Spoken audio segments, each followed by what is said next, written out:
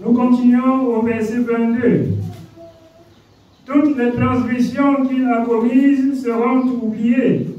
Il vivra à cause de la justice qu'il a pratiquée. Si tu pratiques la justice, or, Dieu étant Dieu dit qu'il ne tient pas compte des temps d'ignorance. C'est la raison pour laquelle Dieu dit que pour les hommes, il ne dit pas seulement nous tous nous avons péché. Mais du moment où Dieu te rend visible, il faut que tu laisses le péché pour opérer à la peine de Dieu. Et toutes les transgressions que tu as commises seront oubliées. Ici, si tu t'engages à faire la volonté de Dieu et que Dieu pardonne tes transgressions, voilà ce que tu dois faire. Alors, tu ne dois plus pratiquer le péché. Parce que d'aucuns laissent croire aux enfants de Dieu aujourd'hui, la grâce, nous sommes déjà sur la grâce et Dieu ne tient plus compte. Non. Si c'était comme ça, nous on devait marcher seulement, parler avec quelqu'un, quoi, on le baptise même, c'est ni vu ni connu, et c'est la grâce. Le rôle d'être enseigné, c'est aussi dire aux enfants de Dieu de ne plus pécher contre Dieu, puisque Dieu a déjà pardonné ce qui te retenait captif. Ne pêche plus, comme le Seigneur a dit à cette femme prostituée, quand tout le monde l'a condamnée. Femme, moi non plus, je ne te condamne pas. Va et ne pêche plus, de peur que quelque chose de mal ne t'arrive. Le péché attire le malheur. Le péché attire le malheur sur celui qui pêche. Amen. Oui. Ce que je désire est ce que le méchant meurt, dit le Seigneur l'Éternel. N'est-ce pas qu'il change de conduite et qu'il vive? Qu'il change de conduite et qu'il vive. Quand tu meurs là, tu fais quoi à Dieu? Ça fait quoi à Dieu? Est-ce que Dieu consomme la chair humaine? Dieu veut seulement que la justice soit. Est-ce que ce que Dieu veut, c'est que les gens meurent? Non. Ce n'est pas du tout la volonté de Dieu. Oui. Si le juste se détourne de sa justice et commet l'iniquité, s'il imite toutes les abominations du méchant, vivra-t-il? Toute sa justice sera oubliée parce qu'il s'est livré à l'iniquité et au péché.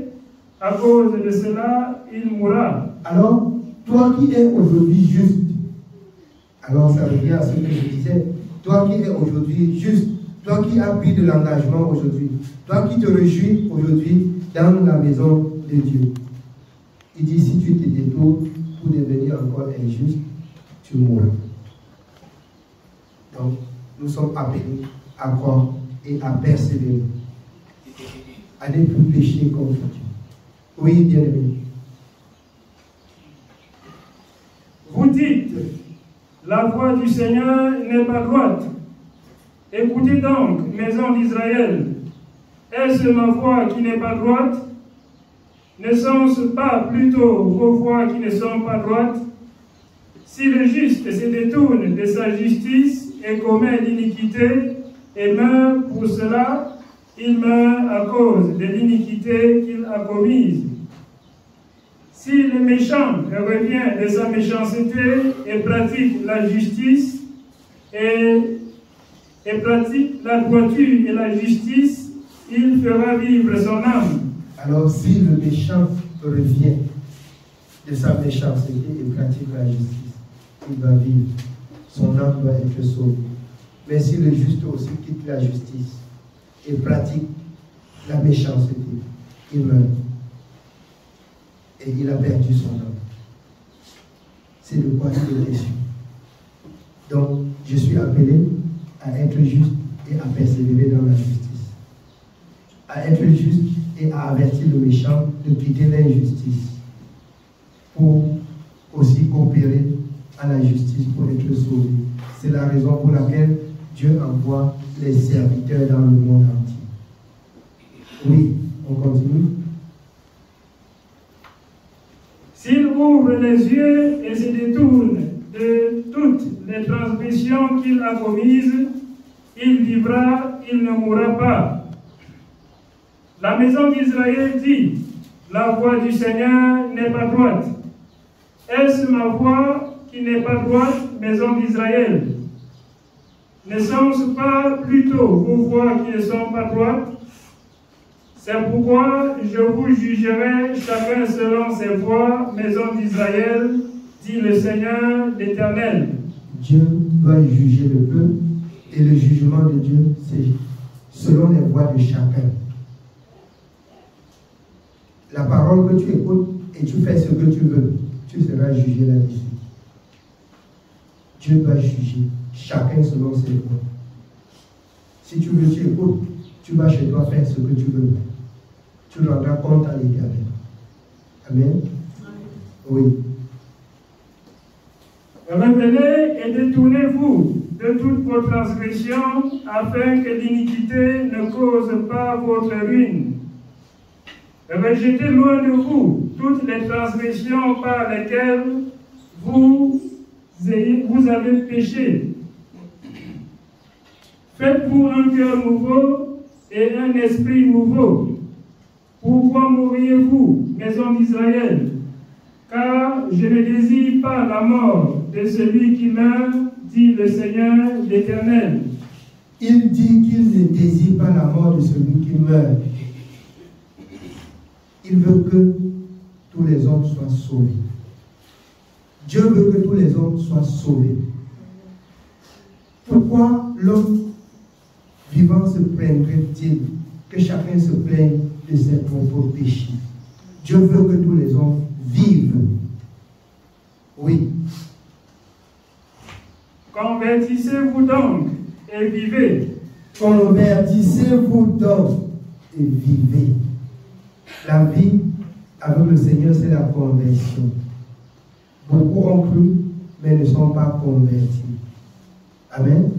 Ça veut dire, on a accepté le Seigneur, on se baptise, on prend même le repas du Seigneur, mais le cœur n'est pas converti. Le cœur s'habitue encore à son ancien rythme. C'est-à-dire, le mal que tu faisais reste avec toi. Tu n'es pas converti. Tu es un enfant de Dieu, mais tu n'es pas converti. Si le Seigneur vient maintenant, il va te laisser. Il va te laisser. Si c'est la fin, tu ne pourras pas être sauvé. Convertissez-vous. Devenez alors cette bien-aimée pâte nouvelle selon 1 Corinthiens 5. Amen. Alors, c'est lui Jésus. Dans 1 Jean chapitre 5.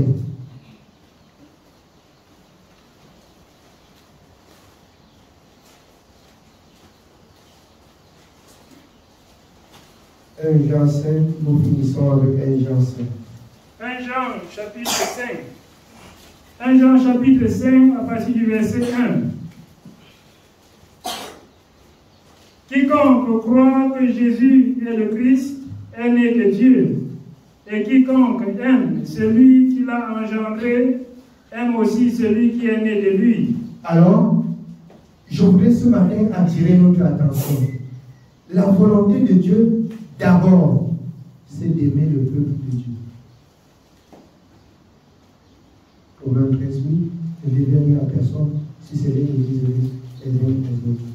Si quelqu'un dit qu'il aime Dieu et qu'il n'aime pas les enfants de Dieu, c'est qu'il n'aime pas Dieu. Alors, selon la parole de Dieu, Dieu nous a aimés dans le mal. Nous étions des malfaiteurs. Nous étions des pécheurs par excellence.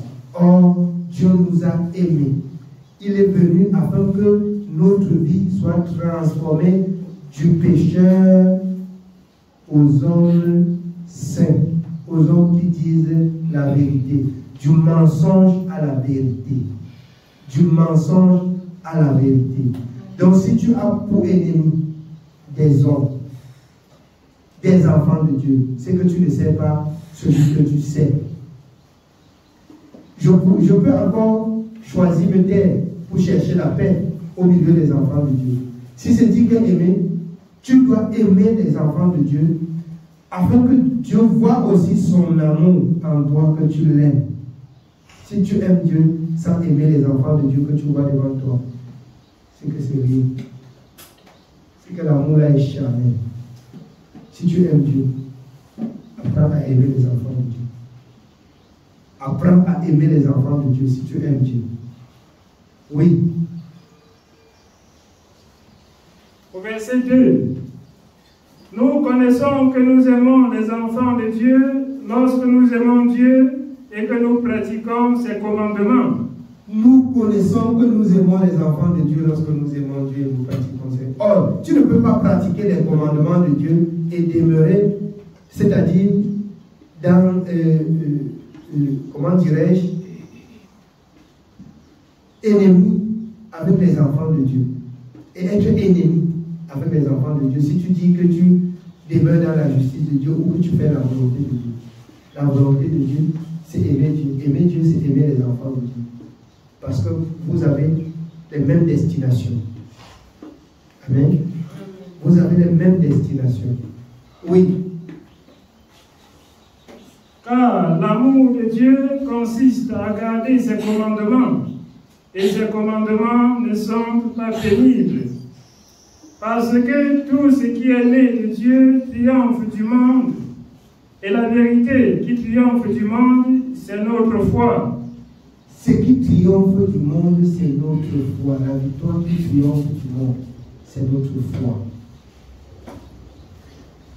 C'est notre foi. Et la foi, c'est dans ce que Dieu a dit. Oui. Qui est celui qui a triomphé du monde, sinon celui qui croit que Jésus est le Fils de Dieu? C'est lui, Jésus, qui est venu avec de l'eau et du sang. De l'eau et du sang. Oui. Comme tout à l'heure, vous avez appris qu'il n'y a pas de pardon de péché sans effusion de sang. Oui.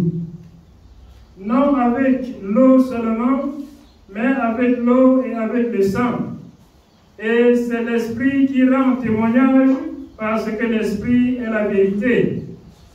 Car il y en a trois qui rendent témoignage: l'Esprit, l'eau et le sang. Il y en a trois qui rendent témoignage: l'eau, l'Esprit et le sang. Ces trois rendent témoignage. Les trois rendent témoignage. Oui, continue. Car il y en a trois qui rendent témoignage: l'Esprit, l'eau et le sang. Et les trois sont d'accord. Et les trois sont d'accord. Ils marchent ensemble. Mais il ne faut pas que ces trois rendent témoignage dans ta vie et que tu retournes encore pécher. Sinon, tu arrives à la maison, tu lis 1 Corinthiens 10.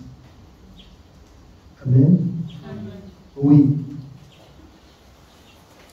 Si nous recevons le témoignage des hommes, le témoignage de Dieu est plus grand, car le témoignage de Dieu consiste en ce qu'il a rendu témoignage à son Fils.